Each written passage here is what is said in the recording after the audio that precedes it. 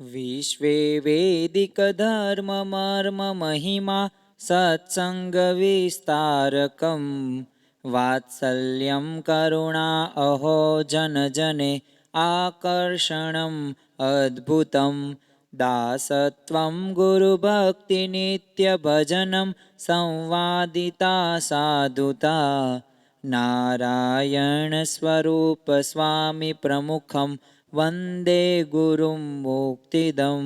શ્રી સ્વામિનારાયણ ભગવાનની જય। અક્ષર પુરુષોત્તમ મહારાજની જય।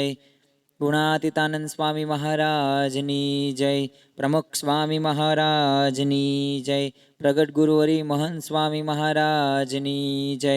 સુરત અક્ષરધામ મહોત્સવની જય। દરેક દિવ્ય હરિભક્તોને જય સ્વામી નારાયણ।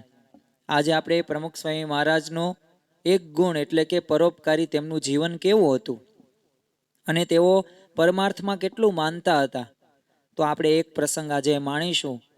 પ્રસંગનું નામ જ છે પરોપકારી જીવન।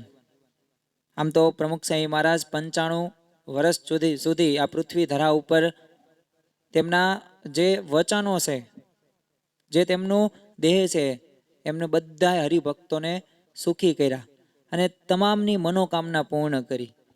સાથે સાથે એક પોતે અહીંયા રહ્યા એટલું જ નહીં, પરંતુ સાથે સાથે આપણને પ્રગટ ગુરુની પણ ભેટ આપવામાં આવી અને મહંત સ્વામી મહારાજ।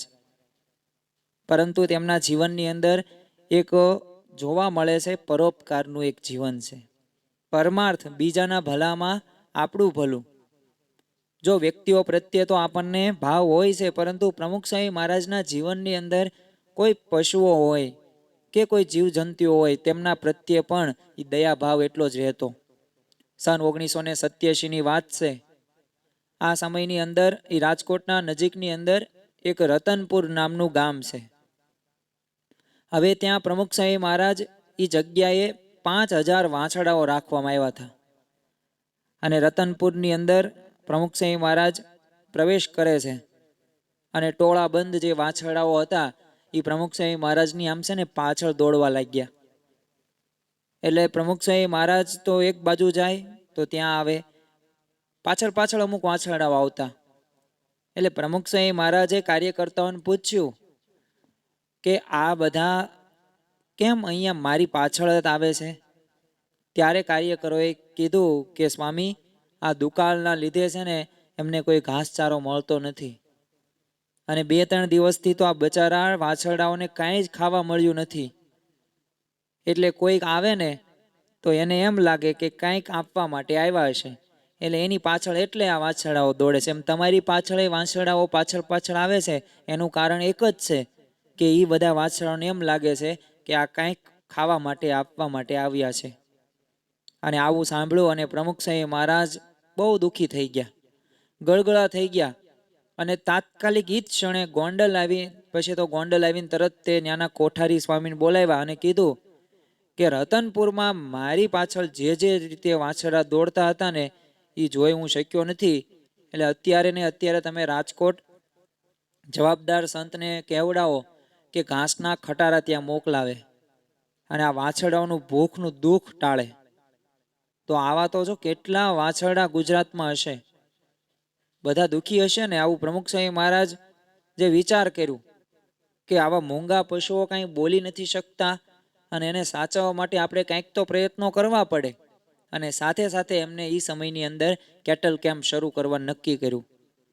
હવે આ કોઈ કાંઈ દેખાડો નહોતો પ્રમુખ સ્વામી મહારાજનો કે સંસ્થાઓને બીજાને બતાડી દેવું કે જો હું આવી રીતના સેવા કરું છું, પરંતુ એમના જીવનની અંદર એ પરોપકાર વણેલો હતો એટલે। અને તેઓ એ કહેતા કે હું 300 સંતોને આ સેવામાં કામે લગાડી દઈશ અને હરિભક્તોને કામે લગાડીશ, અને અત્યારે બેસી રહેવાય એવું નથી જ તે, એટલે પશુઓનું દુઃખ મને જોવાતું નથી, કારણ કે આ મૂંગા પશુઓ માણસોનો જ એક આધાર છે અને આપણે જો એની સેવા નહીં કરીએ, જો આપણે જેની મદદ નહીં કરીએ, જો આપણે જેને જમવાનું કે એને જે ખોરાકની જરૂર છે નહીં દઈએ, તો આપણા જેવો મૂર્ખાઓ કોણ? તો જો કેવી કરુણા કે પ્રમુખ સ્વામી મહારાજની આ કરુણા રહીને એ જીવ પ્રાણી માત્ર તરફ વહેતી જોવા મળે છે।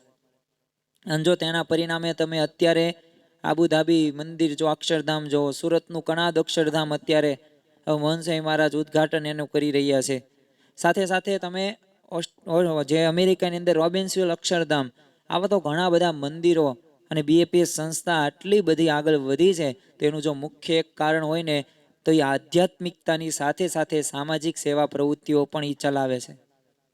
પ્રમુખ સ્વામી મહારાજ ખૂબ દયાળુ હતા, કારણ કે બીજા માટે જ એમને જીવન જીવાતા. તો આપણે આવા પરોપકારી સંતનું ઋણ ક્યારેય ચૂકવી ન શકીએ. અને પરોપકારી કાર્ય પણ કેવું કરતા, તો 52 દેશોમાં સત્સંગ પ્રમુખ સ્વામી મહારાજે પ્રસાર કરેલો. 1100થી વધુ મંદિરો અને 2 અક્ષરધામની ભેટ એ પ્રમુખ સ્વામી મહારાજે આપી હતી. 1000થી વધુ સુશિક્ષિત સંતો, અરે 3850થી વધારે આંતરરાષ્ટ્રીય કેન્દ્રો અને સભાઓની જ વાત કરીએ તો અઠવાડિયાની અંદર 16,000 સભાઓ થાય. એ પછી શિશુ મંડળ હોય, બાળ મંડળ હોય, યુવા મંડળ હોય, કે મહિલાઓની સભા હોય, કે યુવતી મંડળ હોય, કે રવિ સભા હોય, કે પરા સભા હોય. દેશ વિદેશમાં 10 લાખથી વધુ હરિભક્તો. તો આ એમનું જીવન બોલે છે, કારણ કે તેમના જીવનની અંદર એક આપણને આંખે વળગે ને એવી એક વિશેષતા હતી પરોપકારી જીવનની. અને આંતરરાષ્ટ્રીય સેવા પ્રવૃત્તિઓ ઘણી બધી કરેલી. COVID-19 આવેલો તો જ્યારે યુક્રેન ને રશિયાનું યુદ્ધ હતું, તો યુક્રેનથી પણ જ્યારે વિદ્યાર્થીઓને તો બીએપીએસ સંસ્થા આગળ, કચ્છમાં એ ભૂકંપ થયો ભુજની અંદર, તો બીએપીએસ સંસ્થા સેવા કરેલી છે.